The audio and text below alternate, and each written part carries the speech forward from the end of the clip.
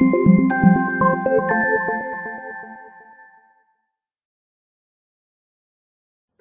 Jewish Mom. Just this morning, I was on my way home and I passed by a street called Hamem Gimel, which means the 43. And for the first time ever, I actually looked to see why the street is called the 43. And it's really a terrible, tragic story behind this street, which is in Romema, in Jerusalem.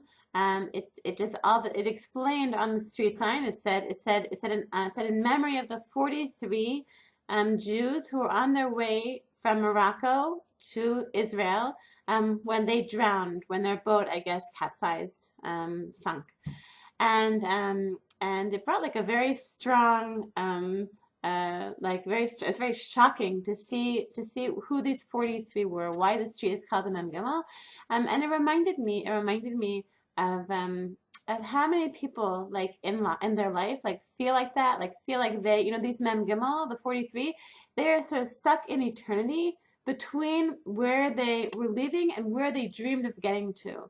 And it reminded me just of how many people, lahavdil, but how many people in their lives feel like they are stuck between Morocco and Eretz Israel, feel like they are eternally stuck between where they want to get to, where they are, and where they dream of getting to. People who would like to get married and are not getting married, people who like to get pregnant and not getting pregnant, women who've been pregnant forever and would like to finally give birth, women who like to move jobs, women who would like to lose weight, women who would like to move, all sorts of people who feel like they're sort of in this limbo between where they are and where they want to get to. And It reminded me like a few years ago, I heard something that really stuck with me. I knew somebody who really wanted to get pregnant. And she thought that she got pregnant. In the end, it didn't work out. She had a very, very early miscarriage. And I still remember, like a few years later, I still remember that her husband told her.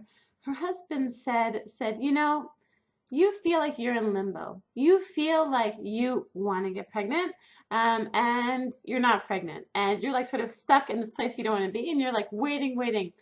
He said, but there's really no such thing as limbo, because when are we in limbo? Like, when are we waiting? We're waiting, he said, like when you in a doctor's office. Well, there's one doctor, so you're waiting for the doctor. There's one doctor, so it makes sense. People are waiting for the doctor, right?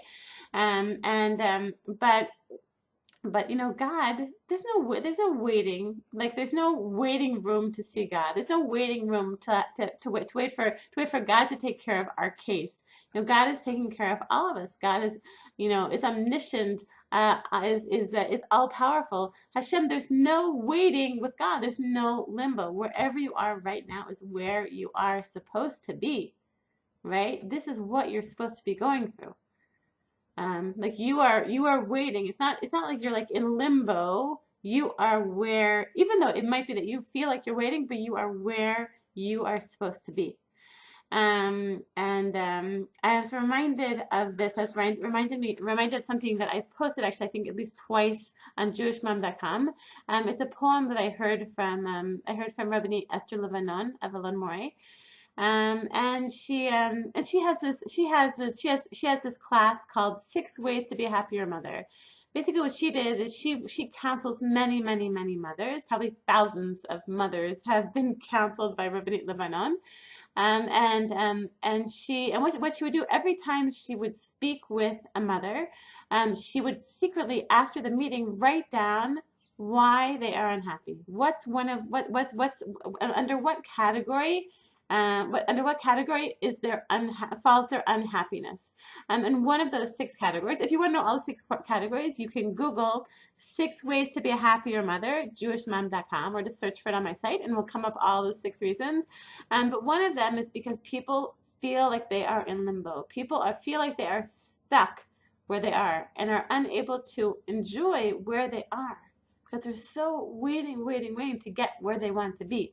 So this poem goes, I was dying to finish elementary school, and then I was dying to finish high school, and then I was dying to graduate college, and then I was dying to get married, and then I was dying to have children, And then I was dying to marry off my children. And then I was dying to become a grandparent. And then I died. And I was sorry that I had never lived. So I, for one, can definitely relate to this way of living, of always waiting for the next thing, always waiting for the next thing, waiting for this next great thing around the bend.